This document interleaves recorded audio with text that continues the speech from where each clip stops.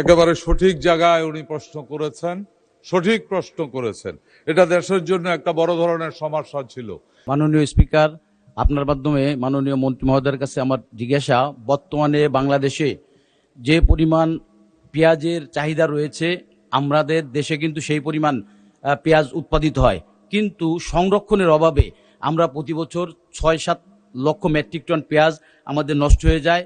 আমি মাননীয় মন্ত্রী মহোদয়ের কাছে আমার প্রশ্ন যে পেঁয়াজ, যেসব অঞ্চলে পেঁয়াজ বেশি করে উৎপাদন হয় সেই সব অঞ্চলের পেঁয়াজ সংরক্ষণের জন্য পর্যাপ্ত পরিমাণ মডেল ঘর যেটা হলো এয়ার ফ্লো মেশিনের মাধ্যমে মডেল ঘর তৈরি করা হয়।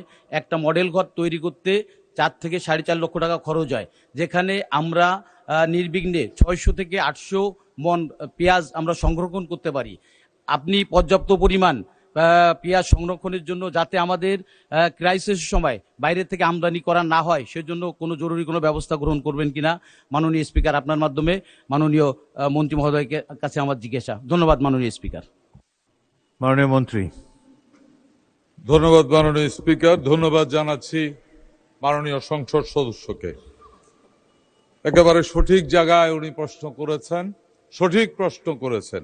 এটা দেশের জন্য একটা বড় ধরনের সমস্যা ছিল। মাননীয় স্পিকারের কথা সত্য, বাংলাদেশে যে পরিমাণ পেঁয়াজ উৎপাদন হয়, বিশেষ করে রাজবাড়ী উপজেলা পেঁয়াজ উৎপাদনের জন্য অত্যন্ত গুরুত্বপূর্ণ একটা জায়গা।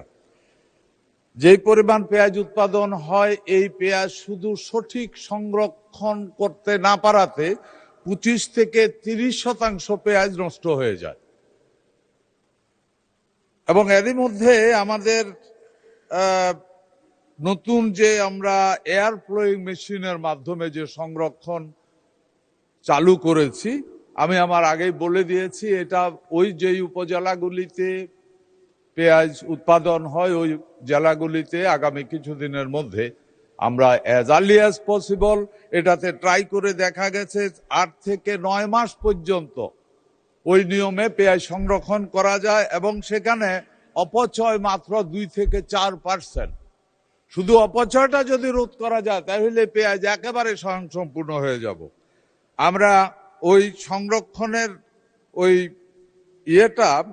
মেশিনগুলি, যা এয়ার ফ্লো মেশিন যেটা, এটা 8 থেকে 10,000 আমরা খুব দ্রুততম সময় দেওয়ার ব্যবস্থা করছি। এবং এই মেশিনগুলি আমরা প্রায় 1,000 শুধু এই 2-3টা উপজেলাতে আমরা আগামী সিজনে দেওয়ার ব্যবস্থা করার জন্য আমরা চিন্তা ভাবনা করছি। এটার হয়ে গেছে। আমরা আশা করি এতে করে বাংলাদেশের কৃষক পেঁয়াজ অপচয় থেকে বেঁচে যাবে, এই ক্ষতি থেকে বেঁচে যাবে, এবং বাংলাদেশ পেঁয়াজে স্বয়ংসম্পূর্ণ হবে ইনশাআল্লাহ। ধন্যবাদ আপনাকে মাননীয় স্পিকার। Mr. Noodle.